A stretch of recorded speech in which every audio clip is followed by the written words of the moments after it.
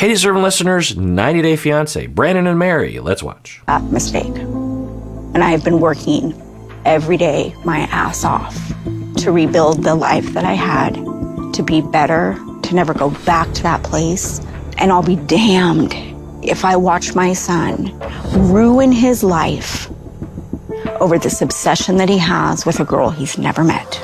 It's interesting, they edited that, but this is all part of a paragraph referring to her drug addiction.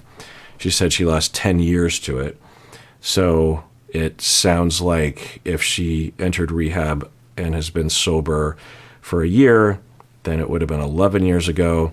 So it sounds like her problem developed significantly when, let's see, so if we go by that, then at age 13 for him, mom developed a serious drug addiction, according to her, is what I'm writing down.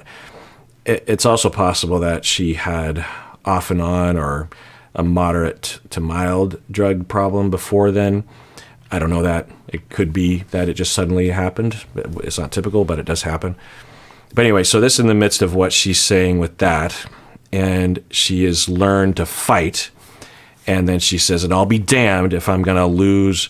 So that's interesting, too. It's all this lack of differentiation and also just the desperation of a parent trying to reconnect with her long-lost son, that for her, it's also, I don't know what her situation was with her other two kids. I wouldn't be surprised if the other two kids moved back in with the mom a lot sooner than later. That wouldn't be unusual. Although, if she just got sober a year ago, the kids could have been raised by, but the other daughter said she's 8 years younger, so she's still 15. So where does she live? Maybe with the mom. Anyway, point is the mom is saying, I'll be damned if I'm going to lose him again. And so in her mind, the way she phrased it, Mary is drugs. You know, she's like, drugs took me away, came in between me and my son.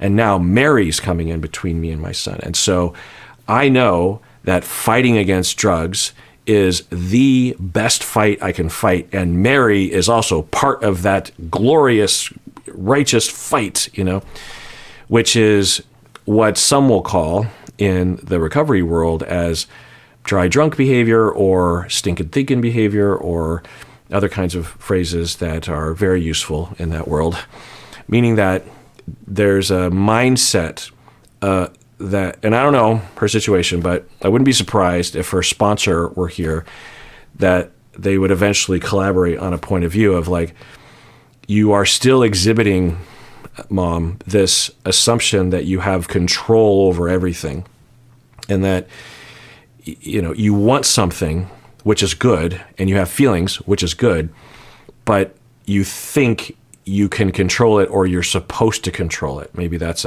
maybe even deeper trauma for the mom. She was made to feel responsible, or I don't know, I'm just making all sorts of shit up, but in all likelihood, there's something about this approach that she has that is actually potentially conceptualized within the addiction ball of wax. A lot of times as people go through recovery, they will incorporate a lot of things that seemingly are within the ball of wax. So as a part of her recovery, she might actually do well by, and it wouldn't be uncommon, like for her to go to an AA meeting or an NA meeting or a sponsor talk later this day to tell this story, to get support, to be able to vent, be validated, and then to explore, okay, well, let's look at your assumptions here, though, that he's wrong and you know better. He's a grown man, and also you don't have control over him. You're worried about him, and that's great, and you should be, it sounds like, but you're not his dictator or his, and you don't have to be because he's a grown man now. You raised him well enough anyway that he's actually doing pretty well for himself. A lot better than we were when we were his age or whatever. So there's that kind of work that I'm imagining is still underway for her, which would not be uncommon. I mean, typically if she had even just 10 years, which I'm guessing it wasn't just 10 years, but even if it was just 10 years, recovery, it's a lifetime. It's a lifetime. As soon as I get there, it will be better. Okay. I know she claims to love you, and I know that you believe she does, but I have yet to see it. Yeah, there's so many other ways she could put it. I get it if she's saying, look, she's controlling and toxic and abusive. Okay. But to say, and therefore that's not really love. Okay. But to tell your son, who very, very much feels and believes that they are in love, Mary and Brandan, that she doesn't love you, meaning that you're an idiot, Brandan, and I know better, even though I've barely been there for various reasons, more lately because of Mary, but other reasons in the past. And I know Mary's heart. I know Mary's heart better than you do, even though I barely know Mary. Yeah, it's not a good approach.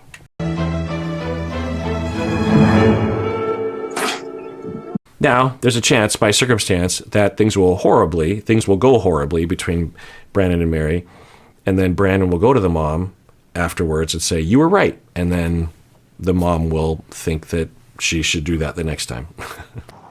She has to be on the phone with you. And if you can't be on the phone with her while you're working, making the money that you have to send to her, you end up losing the job because you guys have a fight about it, and that's happened multiple times. Yeah. Wow. So we don't know the circumstances around that, but even if it's close to what it sounds like, that is awful. And another example of just how jealous and controlling and destructive her feelings are, Mary. And we're hearing that for her, she demands to be on video call with him while at work, which is apparently what both of them have established as factual, Mary and Brandan. And because of that, they get in fights about it, and or the positions, the jobs will fire him because of that. Yeah, I would absolutely imagine that managers or owners of businesses that's a distraction to you and everyone else. And also it's inappropriate because there's a spy that's recording us 24/7. No. So either you say goodbye to your partner while you're at work and hang out with her after you're done with your shift, or we're going to have to let you go. Or they got in a fight about it, and so he loses his, or they're in a fight in the workplace, and the manager's like, look, if you're going to fight with her, you're going to have to go. Who knows? But some complication there, it sounds like, and that is just amazing.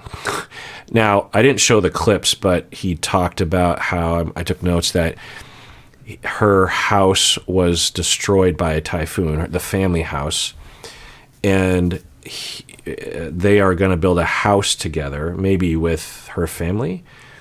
So he's planning on moving to, so this is 90 Day Fiancé the other way. So I might have been talking in previous videos about the mom and worrying about losing him without remembering that this is the other way, meaning that he's moving to the Philippines. So I apologize for that. I could see how that would increase the mom's anxiety for sure. But for him, he's saying, I've been sending all this money to the Philippines to build our house. Again, I think it involves her family as well, which wouldn't be unusual. And he's been sending his entire paychecks to the Philippines. Now, it's possible that Mary has been putting it to good use. I imagine that she was. Who knows? But I imagine that she was, and is a good steward of that money. It's also possible that she has also contributed a lot of money, Mary herself, because I don't think he makes that much money. And if he's been having trouble with getting a job, then I'm guessing it's not much money at all. But okay. I've lost about 3 or 4 of them because of my relationship with Mary and the fact that I have to have my phone with me all the time. At this point in time, I won't have any money when I get to the Philippines, and I'm just kind of rolling with the punches and hoping that it works out.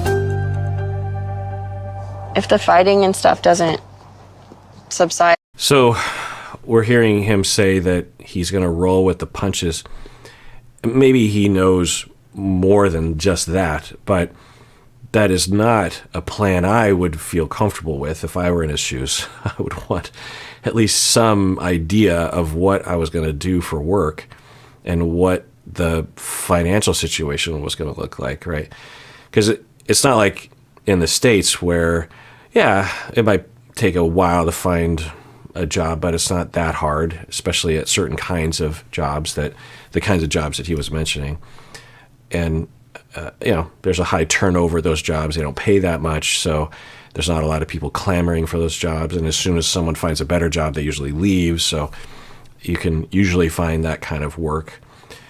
But I don't know what it's like in the Philippines. It could be better. It could be the same. It could be worse. I'm going to take a guess and say that it's worse. Standard of living is lower. Things cost less. But I worry about the two of them. Now, he's 23. I didn't have a great plan when I was 23.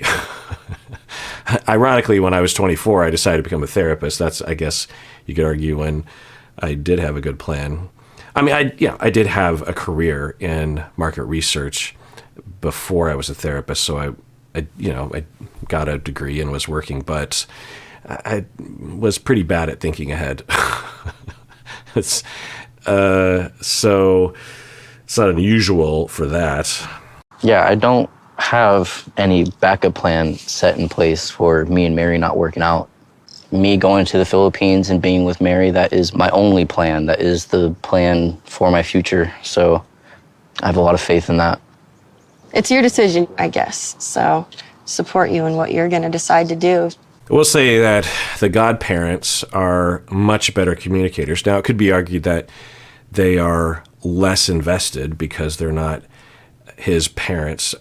I don't know what their relationship is like. They might be very invested and very attuned to him, but it sounds more like an aunt and uncle, if that, sort of relationship. But they are concerned, and they have been observing a lot because he lives, just outside the house, so they spend a lot of time together. And the godparents have been seeing the fights and also the phone all the time. So, they're ground zero for that. And so they are concerned, and they do care about him.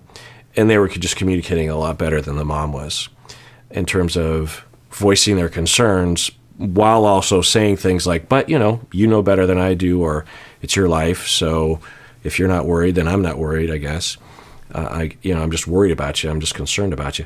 It's, usually a better approach when you're talking to a 23-year-old child, meaning child of yours, godparent or mom parent to him. Okay, well, that does it for that episode. Everyone, please take care of yourself because you deserve it. You really, really do.